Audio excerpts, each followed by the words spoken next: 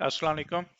इस वीडियो के अंदर मैं आपको बताऊंगा कि अगर आपका एक टाइप का बिल हो और आपने मल्टीपल एम्प्लॉयज को पे करना हो तो वो आप सिस्टम में कैसे एंट्री करेंगे। तो सबसे पहले आप अपना डेजिग्नेटेड यूआरएल पर जाकर यूजर नेम और पासवर्ड के साथ लॉगिन करें।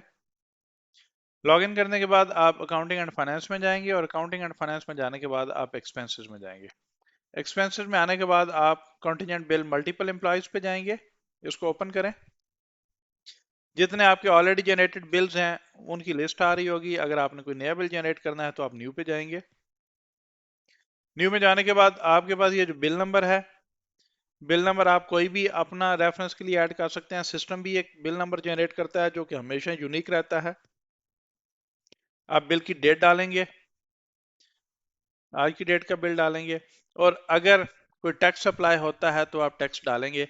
लेकिन हम रिकमेंड नहीं करते कि आप टैक्स वाले बिल्स के लिए इस स्क्रीन को यूज करेंगे। आप यूज करें, आप किसी और स्क्रीन को यूज कर सकते हैं। क्योंकि उसकी रीजन यह है कि यहाँ पे जो टैक्स कैलकुलेट होगा वो टोटल अमाउंट पे बिल की कैलकुलेट होगा। और यहाँ पर चूंकि मल्टीपल एम्प्लॉयज होंगे तो हर एम्प्लॉय की टैक्स कैलकुलेशन डिफरेंट हो सकती है। सो वी डोंट रिकमेंड कि अगर आपकी कोई ऐसी अमाउंट है जिसमें आपने डिफरेंट एम्प्लॉयज पे टैक्स कैलकुलेशन करनी है तो आप ये एंट्री यूज करें। फिर आप उसको इंडिविजुअल एम्प्लॉयज के लिए जाकर जो सिंगल एम्प्लॉय का बिल है आप उसको रिकमेंडेड है कि वो यूज करें। कॉस्ट सेंटर जो है, फिजिकल पीरियड ऑटोमेटिकली आपके पास डिफॉल्ट आ रहा होगा। कॉस्ट सेंटर जो आपके पास है, हमने सिटी कैंपस को चूज कर लिया कि हमारा कॉस्ट सेंटर ये होगा। फिर उसके बाद ये बिल लाइंस पे हम आते हैं। हमने यहाँ पर एम्प्लॉय की लिस्ट हमारे पास आ गई होगी। हमने एम्प्लॉय को चूज किया। हमने क्लेम को चूज किया कि किस टाइप का हमने बिल, उसको ऑनरेरियम का बिल है तो ये हमारे पास बजट की अवेलेबल अमाउंट आ रही होगी, इसके मुताबिक हम करेंगे। क्वांटिटी हमने चूज की और उसका रेट हमने 5000 से फॉर एग्जांपल इसका है। एक रो और ऐड की। इसमें से हमने बिल को टीचर को चूज किया।